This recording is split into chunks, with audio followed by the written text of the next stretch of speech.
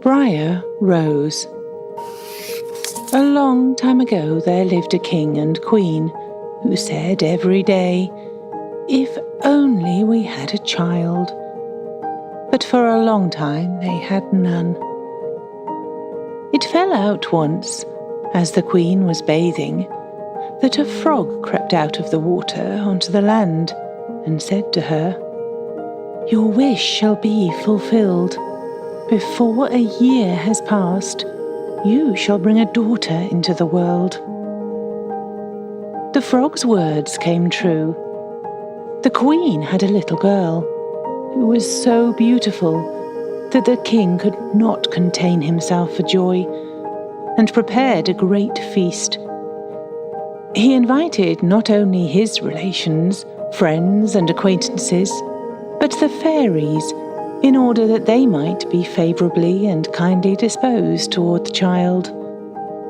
There were 13 of them in the kingdom, but as the king only had 12 golden plates for them to eat from, one of the fairies had to stay at home. The feast was held with all splendour, and when it came to an end, the fairies all presented the child with a magic gift. One gave her virtue, another beauty, a third riches, and so on, with everything in the world that she could wish for. When 11 of the fairies had their say, the 13th suddenly appeared. She wanted to revenge herself for not having been invited. Without greeting anyone, or even glancing at the company, she called out in a loud voice, "The princess shall prick herself with a distaff in her 15th year, and shall fall down dead." And without another word, she turned and left the hall. Everyone was terror-struck, but the 12th fairy, whose wish was still unspoken, stepped forward. She could not cancel the curse, but only soften it. So she said, "It shall not be death, but a deep sleep lasting 100 years, into which your daughter shall fall." The king was so anxious to guard his dear child from the misfortune that he sent out a command that all the distaffs in the whole kingdom should be burned. As time went on, all the promises of the fairies came true. The princess grew up so beautiful, modest, kind, and clever that everyone who saw her could not but love her.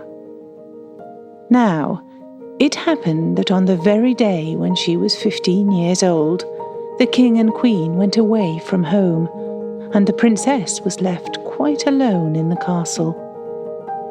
She wandered about over the whole place, looking at rooms and halls as she pleased, and at last she came to an old tower. She ascended a narrow, winding staircase and reached a little door. A rusty key was sticking in the lock, and when she turned it, the door flew open. In a little room sat an old woman with a spindle, spinning her flax busily. "Good day, Granny," said the princess. "What are you doing?" "I am spinning," said the old woman, and nodded her head. "What is the thing that whirls round so merrily?" asked the princess, and she took the spindle and tried to spin too. But she had scarcely touched it before the curse was fulfilled, and she pricked her finger with the spindle. The instant she felt the prick, she fell upon the bed, which was standing near, and lay still in a deep sleep, which spread over the whole castle. The king and queen, who had just come home and had stepped into the hall, went to sleep, and all their courtiers with them. The horses went to sleep in the stable, the dogs in the yard, the doves on the roof, the flies on the wall, and yes, even the fire flickering on the hearth grew still and went to sleep, and the roast meat stopped crackling. The cook, who was pulling the scullion's hair because he had made some mistake, let him go and went to sleep. The wind dropped, and on the trees in front of the castle, not a leaf stirred.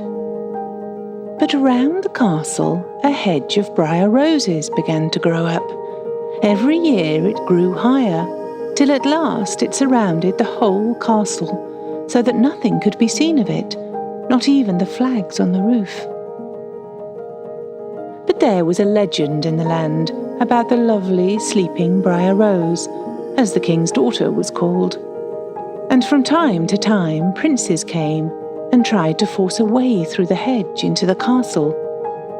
They found it impossible, for the thorns, as though they had hands, held them fast, and the princes remained caught in them without being able to free themselves, and so died a miserable death.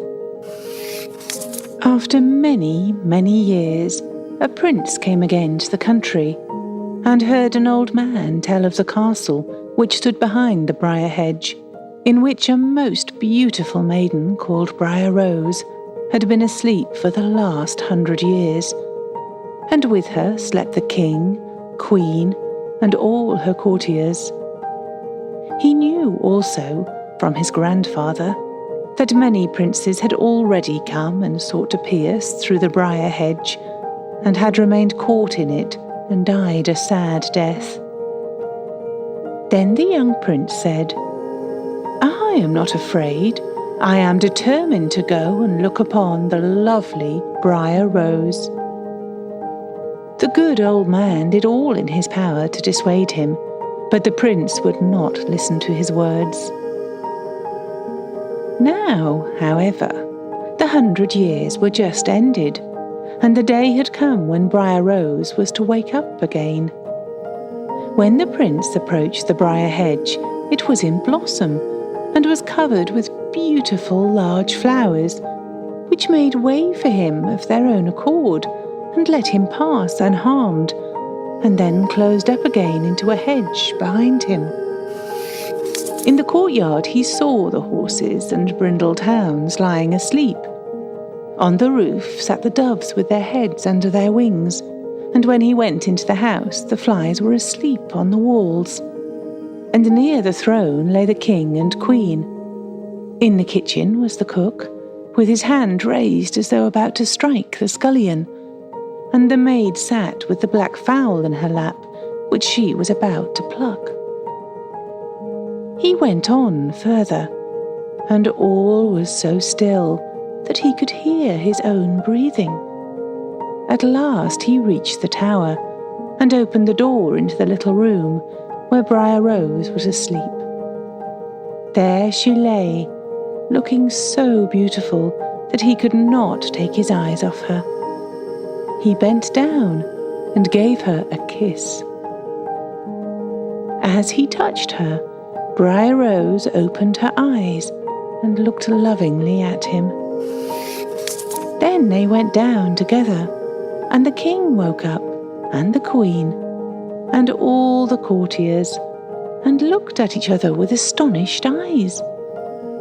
The horses in the stable stood up and shook themselves. The hounds leaped about and wagged their tails. The doves on the roof lifted their heads from under their wings, looked round, and flew into the fields. The flies on the walls began to crawl again. The fire in the kitchen roused itself and blazed up and cooked the food. The meat began to crackle, and the cook boxed the scullion's ears so soundly that he screamed aloud, while the maid finished plucking the fowl. Then the wedding of the prince and Briar Rose was celebrated with all splendour, and they lived happily till they died. The end.